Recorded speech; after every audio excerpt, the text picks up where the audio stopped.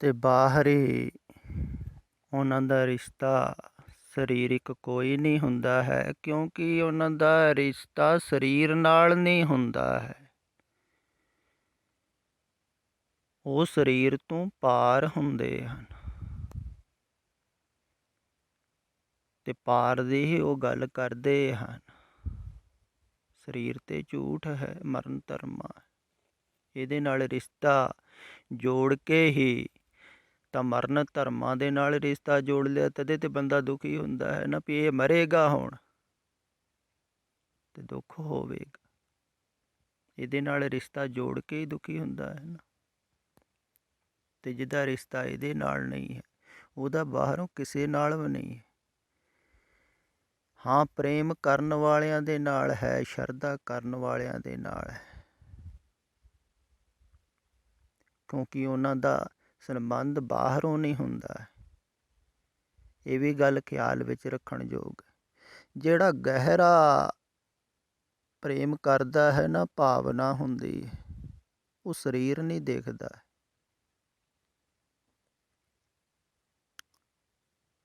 ਬਹੁਤੇ ਪ੍ਰੇਮੀ ਐਸੇ ਹਨ ਜਿਨ੍ਹਾਂ ਨੇ ਸਿਰਫ ਰਿਕਾਰਡਿੰਗਾਂ ਹੀ ਸੁਣੀਆਂ, ਦੇਖਿਆ ਨਹੀਂ ਹੈ, ਮਿਲੇ ਨਹੀਂ, ਪਰ ਬਹੁਤ ਅੰਦਰੋਂ ਗਹਿਰਾ ਪ੍ਰੇਮ ਹੈ, ਭਾਵਨਾ। ਸਰੀਰ ਨਾਲ ਕੋਈ ਲੈਣਾ ਦੇਣਾ ਥੋੜ੍ਹੀ। ਜਿਹੜਾ ਸਰੀਰ ਦੇਖ ਕੇ ਪ੍ਰੇਮ ਕਰ ਰਿਹਾ ਹੈ, ਉਹ ਤਾਂ ਸਰੀਰ ਨਾਲ ਹੀ ਕਰ ਰਿਹਾ ਹੈ ਨਾ। ਉਹ ਤਾਂ ਸਰੀਰਕ ਹੀ ਹੈ, ਤੇ ਸਰੀਰ ਵਾਸਤਵਿਕ ਨਹੀਂ। ਗੁਰੂ ਦਾ ਵੀ ਸਰੀਰ ਵਾਸਤਵਿਕ ਨਹੀਂ, ਝੂਠ ਹੈ ਨਾ। ਤੇ ਝੂਠ ਨਾਲ ਉਹਨੇ ਸੰਬੰਧ ਤੋੜਤਾ ਤੇ ਬਾਕੀ ਝੂਠ ਵੀ ਛੁੱਟ ਜਾਂਦੇ ਆ। ਤੇ ਸਰੀਰਕ ਰਿਸ਼ਤੇਦਾਰੀ ਕੋਈ ਨਹੀਂ ਹੁੰਦੀ ਹੈ ਉਹਨਾਂ ਦਾ ਸੰਬੰਧ ਹੁੰਦਾ ਹੈ ਉਹਨਾਂ ਨਾਲ ਹੀ। ਉਹ ਹੀ ਰਿਸ਼ਤੇਦਾਰ ਹਨ ਵਾਸਤਵਿਕ ਦੇ ਵਿੱਚ, ਜਿਹੜੇ ਅੰਦਰੋਂ ਜੁੜੇ ਹੋਏ ਹਨ ਭਾਵਨਾ ਨਾਲ, ਪ੍ਰੇਮ ਦੁਆਰਾ, ਸ਼ਰਧਾ ਦੁਆਰਾ।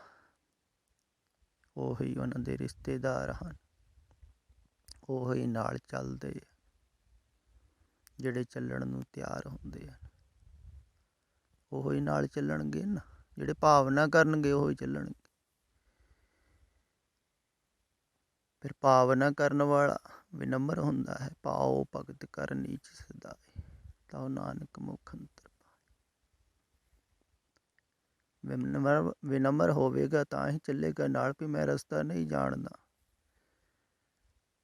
ਮੈਨੂੰ ਉਂਗਲੀ ਫੜਾ ਦਿਓ। ਤੇ ਜਿਹਦੇ 'ਚ ਆਕੜ ਹੋਵੇਗੀ, ਉਹ ਕਹੇਗਾ ਜਾ ਵੀ ਤੂੰ ਪਰੇ ਹੋ, ਮੈਂ ਜਾਣਦਾ ਰਸਤਾ, ਪੜ੍ਹਿਆ ਲਿਖਿਆ ਵਿਦਵਾਨ ਆ, ਬੜੇ ਗ੍ਰੰਥ ਪੜ੍ਹੇ ਆ, ਮੈਂ ਤੇਰੇ ਪਿੱਛੇ ਕਿਉਂ ਆਵਾਂ, ਤੇਰੇ ਨਾਲ ਕਿਉਂ ਚੱਲ। ਉਹ ਨਹੀਂ ਚੱਲਦਾ, ਪ੍ਰੇਮੀ ਚੱਲਦਾ, ਜਿਹਨੂੰ ਵਿਸ਼ਵਾਸ ਹੁੰਦਾ ਹੈ, ਭਰੋਸਾ ਹੁੰਦਾ, ਸ਼ਰਧਾ ਹੁੰਦੀ ਤੇ ਭਾਵਨਾ ਕਰਕੇ। ਤੇ ਪਾਠ ਤੇ ਬਹੁਤ ਸਮੇਂ ਤੋਂ ਬਜ਼ੁਰਗ ਕਰਦੇ ਸਨ। ਦੇਖੋ ਤੁਸੀਂ, ਪਰ ਪਾਠ ਤੇ ਅਮਲ ਨਹੀਂ ਨਾ ਕੀਤਾ। ਜੋ ਕਿਹਾ ਸੀ ਉਪਦੇਸ਼, ਅਮਲ ਕਰਨਾ ਕਠਿਨ ਹੈ। ਅਮਲ ਕੋਈ ਨਹੀਂ ਕਰਦਾ ਹੈ। ਪਾਠ ਕਰਨਾ ਤੇ ਬਹੁਤ ਸੁਖਾਲਾ ਹੈ, 15 ਮਿੰਟਾਂ 'ਚ ਪਾਠ ਹੋ ਜਾਂਦਾ, ਪਰ ਅਮਲ ਤੇ ਜੀਵਨ ਬਦਲਣਾ ਹੁੰਦਾ ਹੈ ਨਾ, ਅਮਲ ਕਰੋਗੇ। ਫਿਰ ਜਿਹੜਾ ਉਪਦੇਸ਼ ਹੈ ਉਹ ਮਨ ਦੇ ਉਲਟ ਹੈ, ਵਿਪਰੀਤ ਹੈ। ਇਸ ਕਾਰਨ ਅਮਲ ਕਰਨਾ ਹੋਰ ਵੀ ਜ਼ਿਆਦਾ ਕਠਿਨ ਹੋ ਜਾਂਦਾ।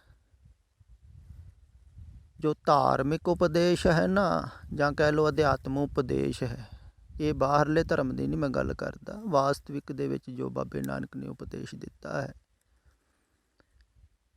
ਉਹ ਮਨ ਦੇ ਅਨੁਕੂਲ ਨਹੀਂ ਹੈ, ਉਹ ਪ੍ਰਤੀਕੂਲ ਹੈ। ਇਸ ਕਰਕੇ ਹੀ ਮਨ ਮਰਦਾ ਹੈ ਨਾ, ਉਪਦੇਸ਼ ਸੁਣਨ ਕਰਕੇ। ਤੇ ਜੋ ਪ੍ਰਤੀਕੂਲ ਹੈ ਉਹਨੂੰ ਮੰਨਣਾ ਕਠਿਨ ਹੈ, ਪਹਿਲੀ ਗੱਲ। ਫਿਰ ਅਮਲ ਕਰਨਾ ਹੋਰ ਜ਼ਿਆਦਾ ਕਠਿਨ ਹੈ।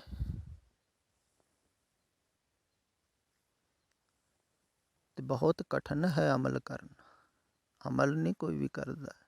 ਪੜ੍ਹਨਾ ਸਿਖਾਲਾ ਹੈ, ਵਿਚਾਰ ਕਰ ਲੈਣੀ ਵੀ ਸਿਖਾਲੀ, ਪਰ ਅਮਲ ਕਰਕੇ ਹੀ ਤੁਹਾਨੂੰ ਪਤਾ ਲੱਗੇਗਾ ਵੀ ਬਾਬੇ ਨਾਨਕ ਨੇ ਕੀ ਕਿਹਾ ਸੀ। ਉਹ ਹੀ ਮੈਂ ਕਹਿ ਰਿਹਾ ਹਾਂ। ਤੁਹਾਨੂੰ ਇਹ ਵੀ ਗੱਲ ਸਮਝ ਵਿੱਚ ਆਵੇਗੀ ਜੋ ਹੁਣ ਕਹੀ ਜਾ ਰਹੀ। ਫਰਕ ਸਿਰਫ ਸ਼ਬਦਾਂ ਦਾ ਹੀ ਹੈ, ਸਮਝਾਉਣ ਦਾ ਹੀ। ਪਰ ਅਮਲ ਕਰਕੇ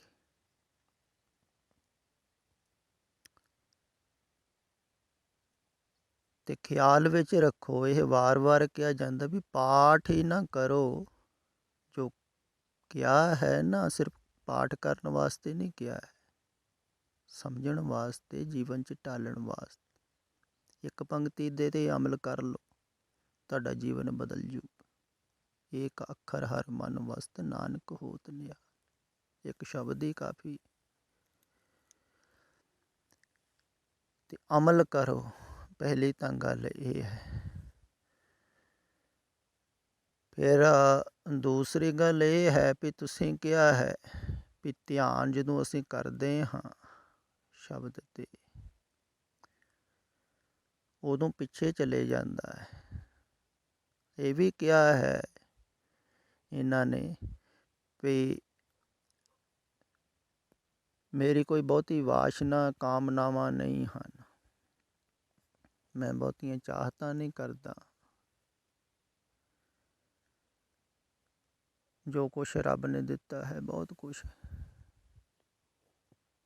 ਠੀਕ ਹੈ। ਇਸੇ ਕਰਕੇ ਹੀ ਅੱਗੇ ਮਨ ਨਹੀਂ ਜਾ ਰਿਹਾ ਹੈ।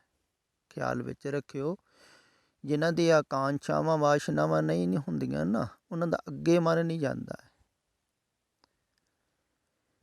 ਪਰ ਪਿੱਛੇ ਤੇ ਜਾ ਸਕਦਾ ਹੈ ਨਾ।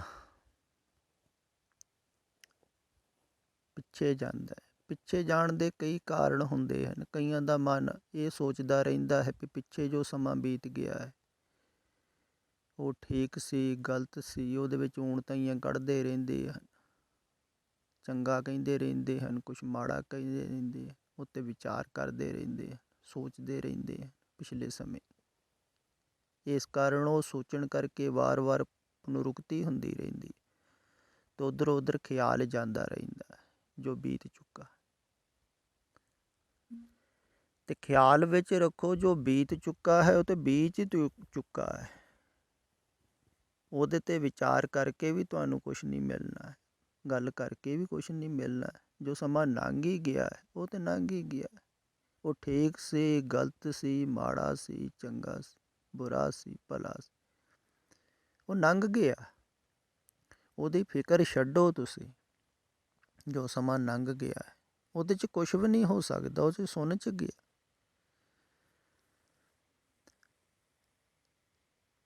ਅਤੇ ਜ਼ਿਆਦਾਤਰ ਬਜ਼ੁਰਗ ਲੋਕ ਵੀ ਪਿਛਲੀਆਂ ਗੱਲਾਂ ਕਰਦੇ ਰਹਿੰਦੇ ਹਨ।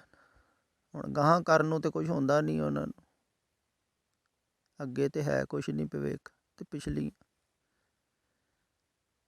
ਤੋਂ ਵਾਰ-ਵਾਰ ਯਾਦ ਤਾਜ਼ਾ ਕਰਦੇ ਰਹਿੰਦੇ ਹਨ, ਵਿਚਾਰਦੇ ਰਹਿੰਦੇ ਹਨ, ਉਹ ਸੋਚਦੇ ਰਹਿੰਦੇ ਹਨ।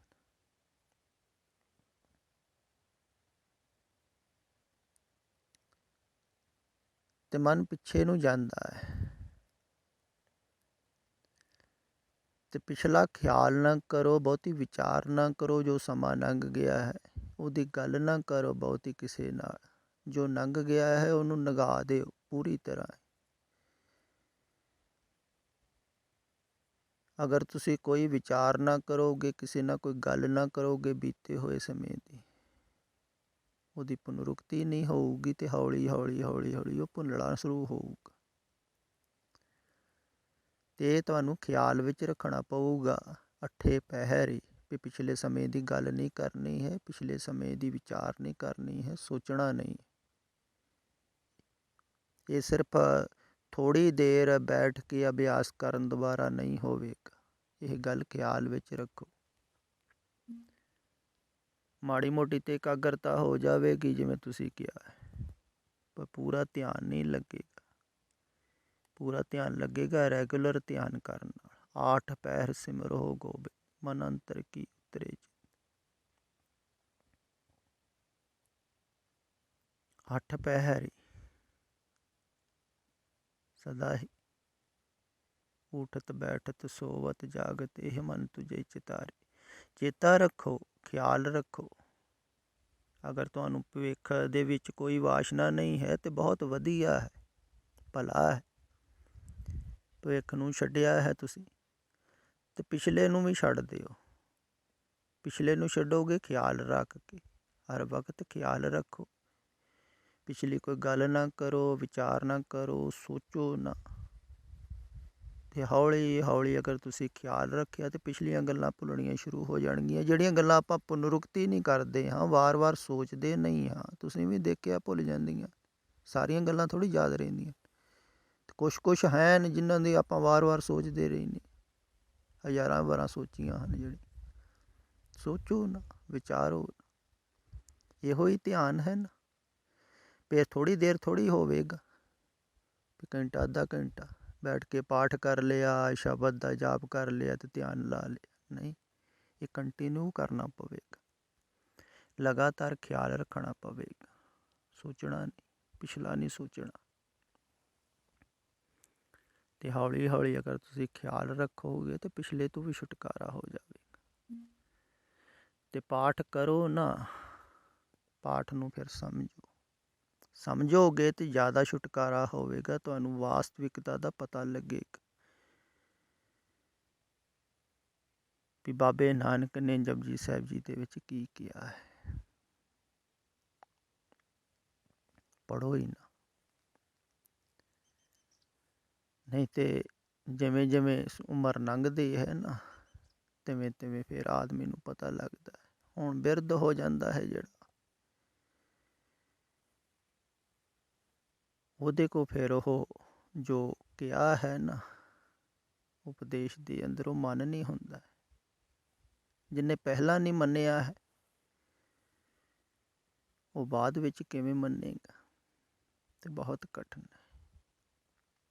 ਜਿਹਨੇ ਇਹ ਸਰੀਰ ਨੂੰ ਪਹਿਲਾਂ ਮਿਥਿਆ ਨਹੀਂ ਜਾਣਿਆ ਹੈ, ਝੂਠ ਨਹੀਂ ਜਾਣਿਆ, ਉਹ ਬਿਰਧ ਅਵਸਥਾ 'ਚ ਨਹੀਂ ਜਾਣ ਸਕਦਾ। ਬਿਰਧ ਅਵਸਥਾ 'ਚ ਜ਼ਿਆਦਾ ਆਉਂਦਾ ਹੈ ਚੇਤਾ ਸਰੀਰ ਦਾ। ਸਰੀਰ ਦੁਖੀ ਹੁੰਦਾ ਹੈ, ਪਰੇਸ਼ਾਨ ਹੁੰਦਾ ਹੈ ਅਤੇ ਵਾਰ ਵਾਰ ਖਿਆਲ ਆਈ ਜਾਂਦਾ। ਫਿਰ ਮੌਤ ਆ ਰਹੀ, ਡਰ ਲੱਗਦਾ, ਰੋਕਣ ਦੀ ਕੋਸ਼ਿਸ਼ ਕਰਦਾ ਹੈ ਆਦਮੀ। ਅਤੇ ਬਜ਼ੁਰਗ ਇਸੇ ਕਰਕੇ ਜ਼ਿਆਦਾ ਖਿਝਣ ਲੱਗ ਜਾਂਦੇ ਆ, ਨਾਰਾਜ਼ ਹੋਣ ਲੱਗ ਜਾਂਦੇ, ਉਹ ਹੀ ਗੱਲਾਂ ਕਰਨ ਲੱਗ ਜਾਂਦੇ ਬੱਚਿਆਂ ਦੀ ਤਰ੍ਹਾਂ।